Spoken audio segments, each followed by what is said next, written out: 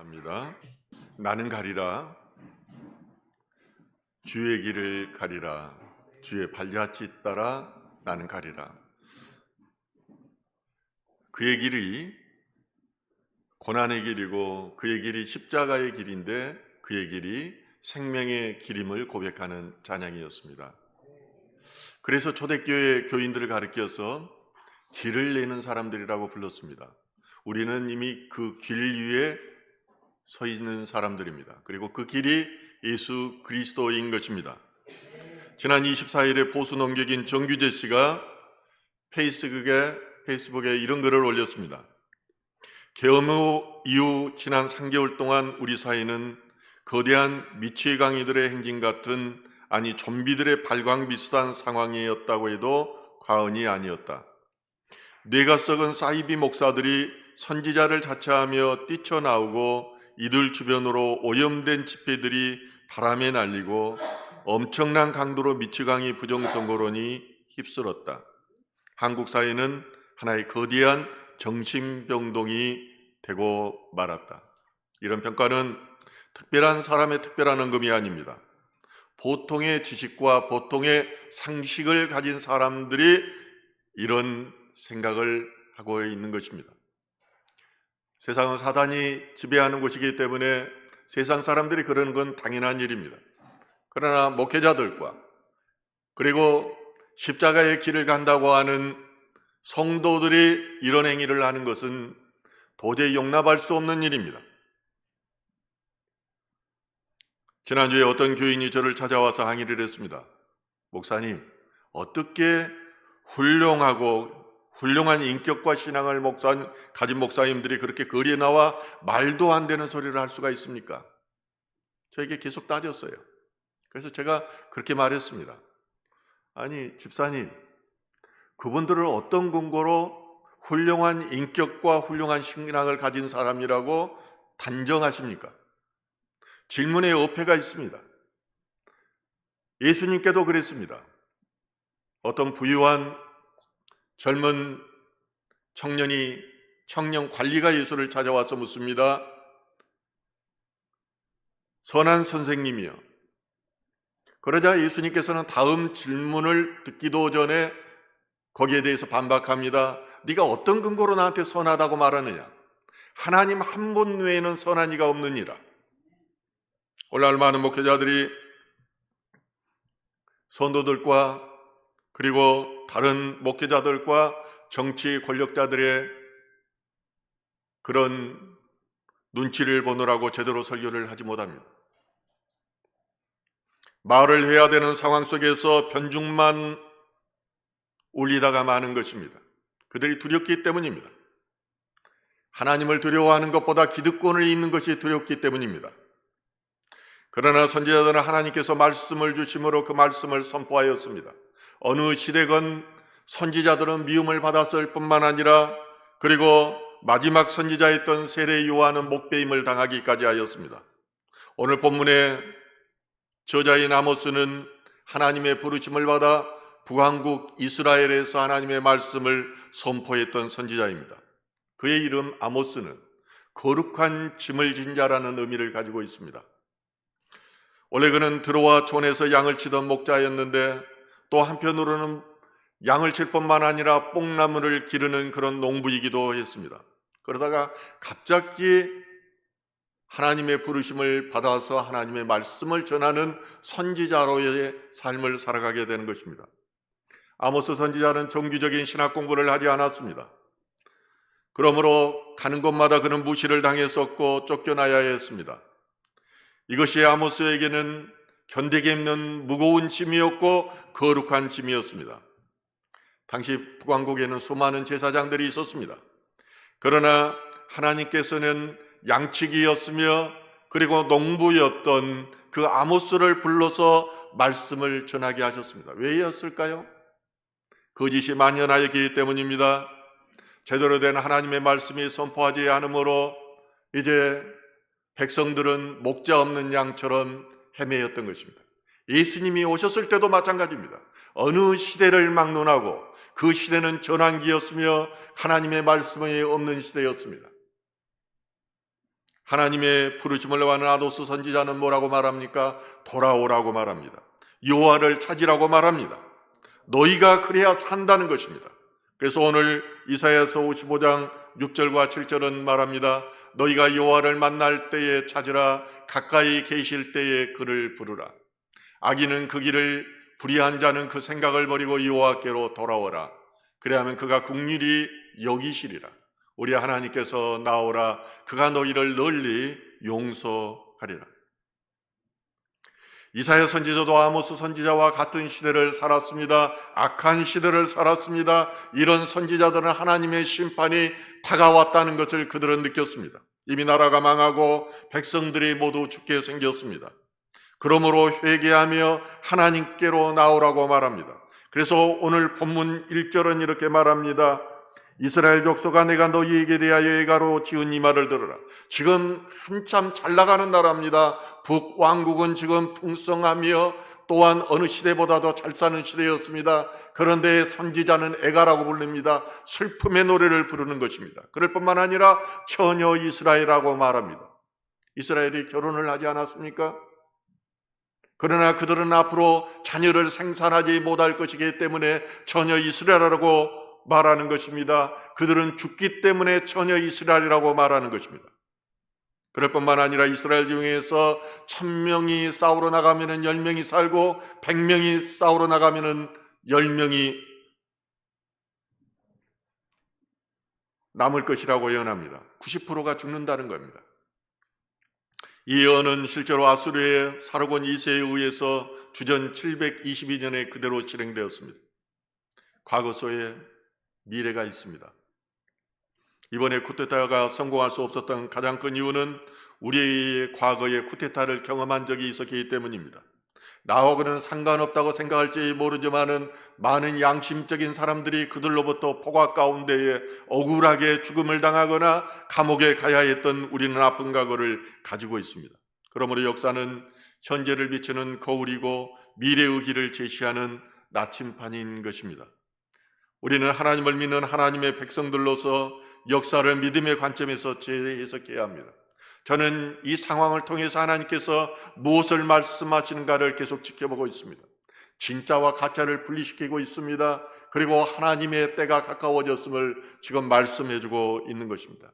중요한 것은 이 상황도 하나님께서 이끌어가고 있다는 사실을 우리는 분명히 믿어야 한다는 것입니다. 당시에 이스라엘의 거짓 것에 미혹되고 있었습니다. 아모스 2장 4절에 말씀하시기를 여호와께서 이와 같이 말씀하시되 유나의 서너 가지 죄로 말미암아 내가 그들을 그 벌을 돌이키지 아니하리니 이는 그들이 여호와의 율법을 멸시하며 그 율례를 지키지 아니하고 그의 조상들이 따라가던 거짓 뜻에 미혹되었습니다. 거짓이 무엇일까요? 거짓. 두 마음을 품는 거예요.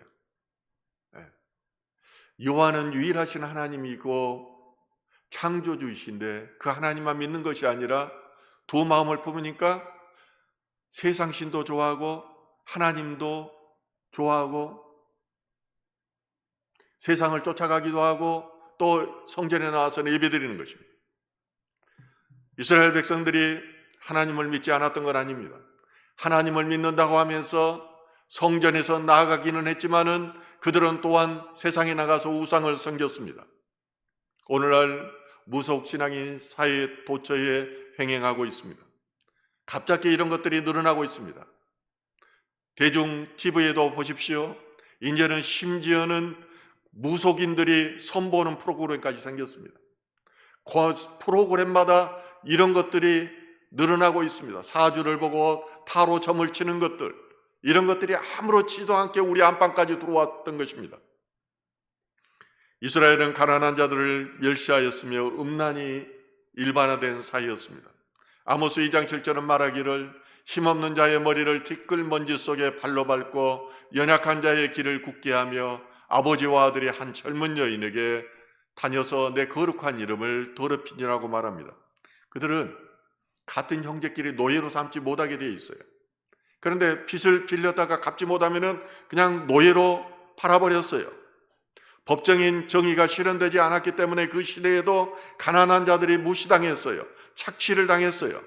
또한 아버지와 아들이 내연의 여인을 두고 같이 좋아한 거예요.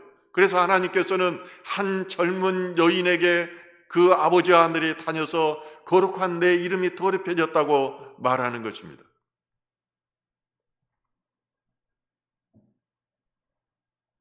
이처럼 이스라엘 사회는 지극히 부도덕하고 음란한 사회가 되었습니다.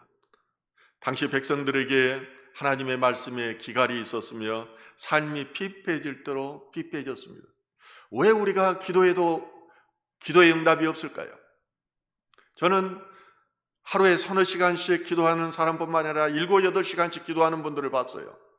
그렇지만 그들의 삶을 유심히 지켜봤어요. 그러나 하나님의 역사는 나타나지도 않아요. 보이는 것은 마귀의 역사를 나타나는 것을 나는 보았어요. 왜 그런 줄 압니까? 말씀대로 살지 않아요. 기도는 몇 시간씩 하는데 헛된 기도를 하고 있는 겁니다. 저는 오늘 아모스 선지자가 이렇게 외치는 소리를 듣습니다. 아모스 선지자 5장 4절에 같이 읽겠습니다. 여호와께서 이스라엘 족속에게 이와 같이 말씀하시기를 너희는 나를 찾으라 그리하면 살리라. 그렇습니다. 오늘 이 말씀은 저희에게 두 가지 메시지를 주고 있습니다. 첫 번째 메시지입니다. 형식이 아니라 마음으로 하나님을 찾으라는 말씀입니다. 찾으라는 단어는 히브리어로 다라시입니다. 이 다라시는 두 가지 어원적 의미를 가지고 있습니다.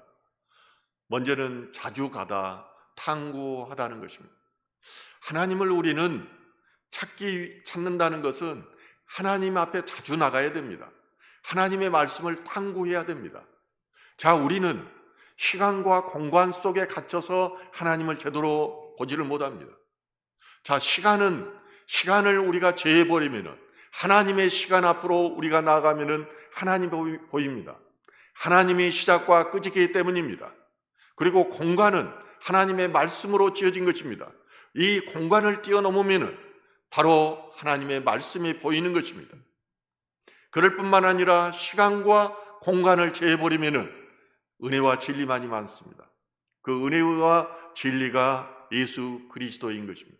우리는 깊은 말씀의 명상 가운데서 이 주님을 만나지 않고 탐구하고 나가지 않으면 하나님의 영이 우리 안에 임하지를 않는 것입니다. 다른 하나는 노력하다는 의미를 가지고 있습니다.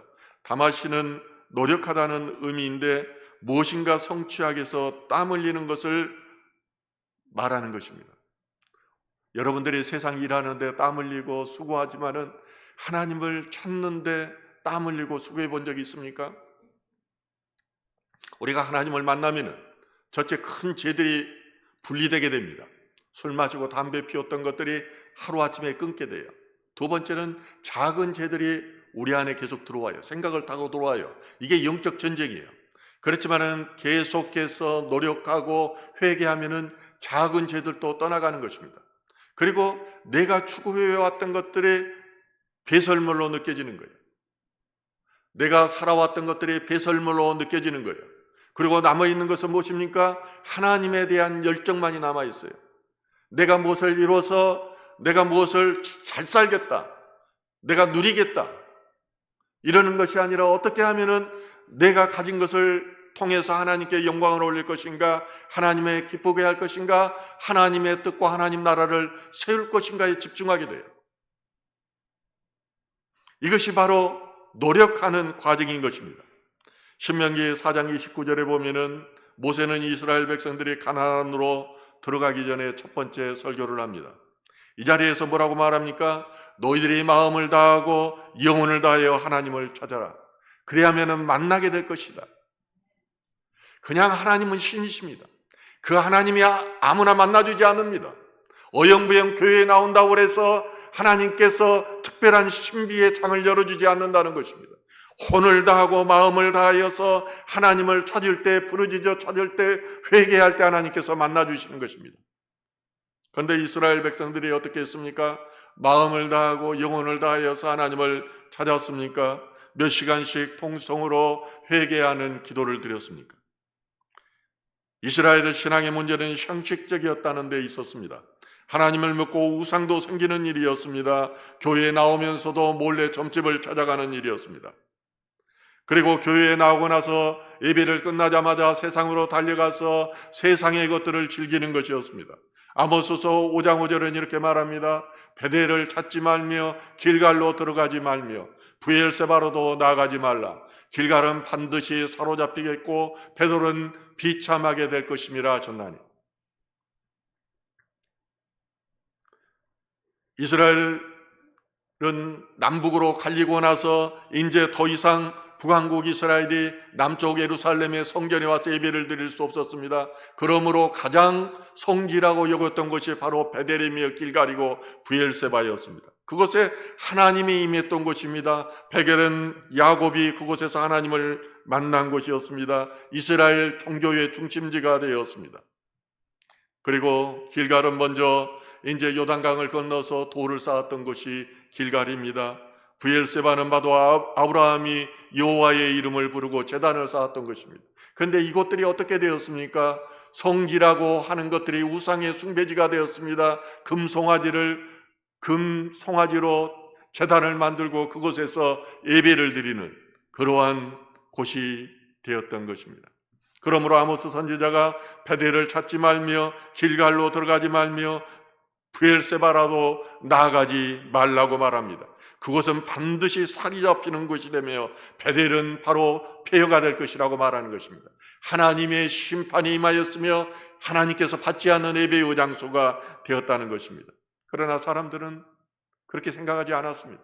그것이 진심 어린 예배의 장소라고 생각했습니다. 오늘날로 말하면 큰 교회들, 유명한 목사들이 있는 그 교회가 하나님의 성령이 임하며 하나님의 임재가 임하는 곳이라는 그런 우상 숭배의 사상을 가진 것과 마찬가지입니다. 이사야 선지자는 1장 12절에서 말합니다. 너희가 내 앞에 보이러 오니 이것을 누가 너희에게 요구하였느냐? 내 마당만 밟을 뿐이니라. 하나님을 찾는다고 하지만은 마음이 없으니까 그냥 마당만 받고 가는 것입니다. 중세시대 교회가 그랬습니다. 형식적인 예배를 드리니까 그 사람들이 교회만 오면 졸아요. 교회만 설교만 들으면 잠이 그렇게 잘 쏟아지는 거예요. 성경책만 읽으면 잠이 잘 쏟아지는 거예요. 그래서 돈을 줘서 고용해서 만든 사람이 잠 깨우는 사람들이었어요. 어느 시대에나 마귀의 역사가 있는 것이고 이러한 예배의 장소가 마음 없는 마당만 받는 꼴이 되는 것입니다.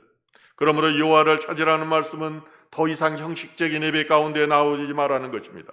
마음으로 예배를 드리라는 것입니다. 주님께서 말씀하시기를 영과 진리로 드리는 예배가 되어야 한다는 것입니다. 영과 진리로 드리기 위해서 가난해져야 됩니다. 오늘 찬양했듯이 십자가의 길 그리고 고난의 길을 가야 하는 것입니다. 나를 부인해야 하는 것입니다. 그러면은 그것이 힘든 것 같지만은 하나님의 복이 임하고 하나님의 임재가 임하고 하나님의 만남이 있는 것입니다. 그러므로 우리는 이럴 때일수록 우리의 마음과 혼과 영을 다하여 하나님을 섬겨야 합니다. 그래야 우리가 살고 우리 자손들이 삽니다. 우리가 심판을 피할 수 있으며 구원받은 자로 살아가게 되는 것입니다. 그리 되길 주님의 이름으로 축원합니다. 네, 감사합니다. 두 번째로는요, 오늘 말씀 가운데서 선지자가 하려고 하는 것은 선을 구하고 정의를 세워야 한다고 말씀하는 거예요. 그 뒷부분의 말씀은 계속 똑같은 말을 하는 것입니다. 한마디로 그 시대에 선이 없어졌고 공의가 없어졌단 말이에요. 네. 하나님께서 세상을 창조하실 때 두 기둥을 세웠어요. 성전에도 두 기둥이 있지 않습니까? 마찬가지로 이 세상에 두 기둥이 있는데 그게 하나가 공의이고 정의예요. 이 본질을 잊어버리면 우리의 신앙 가운데서 공의와 정의를 잊어버리면 세상의 지식과 주장, 이데올로기 이런 것밖에 안 남아요. 자기 주장은 다 있어요. 사람마다 달라요. 어떤 환경에서 컸느냐, 어떤 사건의 경험을 가졌느냐에 따라서 똑같은 현상도 달리 보이는 거예요. 이게 디퍼런스예요. 그런데 우리가 하나님의 사람이라면 모든 것을 공의와 정의의 관점에서 봐야 되는 것입니다. 그래서 어떤 장로님이 우리 교회에서 간증을 하는데 자기가 예수를 만났는데 파란 그 눈 양쪽에 쓰여진 말이 정의와 공의였다고 고백하는 것을 보았습니다. 성경의 예언자들이 말하는 것이 계속해서 정의와 공의를 세우라는 것입니다.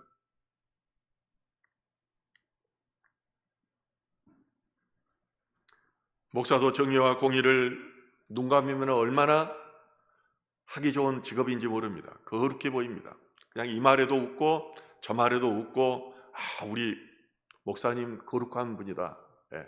제가 평신도 때 한신교회를 나갔는데 그 목사님이 그러셨어요. 별세 신앙을 주장했던 분인데 아무 말씀도 신방 오셔서 안 왔어요. 거의 제 생각으로는 한마디도 안 했던 것 같아요. 그냥 웃기만 했어요. 그러면 그 홀리아 목사님이라는 말을 듣죠. 그래서 하나님을 떠난 사람들의 특징이 바로 정의와 공의 없이 살아간다는 것입니다. 정의는 주로 법을 통해 이루어졌습니다. 이것이 바로 사법적인 정의입니다. 또한 하나님의 정의는 분별을 통해 이루어졌습니다. 많이 누리는 자가 가난한 자를 도우라는 것입니다. 이것이 바로 회복적 정의입니다. 그런데 아모스 5장 7절은 이렇게 말합니다. 정의를 쓴 쑥으로 바꾸며 공의를 땅에 던지는 자들아. 이스라엘의 심판받는 두 번째 이유가 바로 정의를 쓴 쑥으로 바꾸었다는 점이 있습니다. 쑥은 독과 관련이 있습니다. 의인이 억울하게 고소를 당하면은 이를 변호해서 억울함을 풀어줘야 될 그런 의무가 변호인에게 있습니다. 국가에게 있는 것입니다. 그러나 그들은 변호하지를 않았으며 이 법을 이용해서 독으로 만들어 버렸습니다. 오늘날도 얼마나 이런 일들이 많이 있는지 모릅니다. 방백이나 재판관들은 법대로 재판하지 않았으며 뇌물을 받고 죄 없는 자를 억울하게 하는 재판을 하였습니다. 공법과는 상관없이 힘과 권력과 돈으로 다하는 세상이 되어버렸습니다. 아모스 5장 11절이 이렇게 말합니다. 너희가 힘없는 자를 밟고 그에게서 미래 부당한 세를 거두었은즉 너희가 비록 다듬은 돌로 집을 건축하였으니 거기 거주하지 못할 것이요 아름다운 포도원을 가꾸었으나 그 포도주를 마시지 못하여. 저는 지난주에 느헤미야 기도회를 하면서 승진해서 노력하였지만 되지 못한 여러 성도들을 만났습니다. 저는 마음이 아팠습니다. 저는 직장 생활을 하면서 공의가 있는 것을 거의 보지 못했습니다. 그들 마음속에 오직 돈만 있다는 것을 저는 그 눈을 통해서 보았습니다. 지금도 저는 사람으로 보이지가 않습니다. 그 당시가 그랬습니다. 힘없는 자를 받고 그에게서 미래 부당한 세를 거두고 또 의무보다 더 많은 세금을 거두고 당연히 해줘야 될 그 의무인 것들을 해주지 않으면서 돈을 착취하는 것. 이런 너희들에게 아름다운 포도원을 너희가 지었으나 포도주를 마시지 못하리라고 말합니다. 저는 유심히 삶의 경과들을 지켜보는 그런 습관이 있습니다. 이런 사람들이 잘 되는 것 같지만은 한때는 잘 되는 것 같지만은 결국 망하는 인생인 것을 저는 끊임없이 추적합니다. 그것을 눈으로 보고 있는 것입니다. 그래서 선지자는 말합니다. 여호와를 찾는 자는 살리라. 호구리가 가난한 자를 사랑하지 못하고 가난한 자를 도와주지 못하고 가난한 자를 인격적으로 대하지 못하며 무시하였다면 회개해야 합니다. 내 이웃을 내 맘과 같이 사랑하고 가보와 과와 고아들을 돌보라고 했는데 이것들을 버리했다면 제사장과 레위인과 같이 버리고 지나가는 자들이 있었다면 우리는 회개해야 됩니다. 공의를 그리고 정의를 실천하지 못하고 약한 자를 미워하며 강한 자에게 무릎 꿇고 그들을 찬양하는 일이 있었다면 우리는 회개하며 여호와께 돌아와야 합니다. 더 이상 그들을 향해 손을 들어 찬양하며 축복 기도하는 그런 천박한 일은 말아야 됩니다. 주님께서는 지극히 작은 자 하나에게 냉수 한 그릇을 대접하는 것도 상이 있을 것이라고 말합니다. 그 안에 주님이 계시기 때문입니다. 십자가 안에 진리가 있기 때문입니다. 고난 속에 축복이 있기 때문입니다. 이것이 하나님의 십자가에 올리고 또한 비화와 승기를 통해서 심판자로 오시는 예수 그리스도의 영적 원리인 것입니다. 그러므로 우리는 여호와를 찾아야 합니다.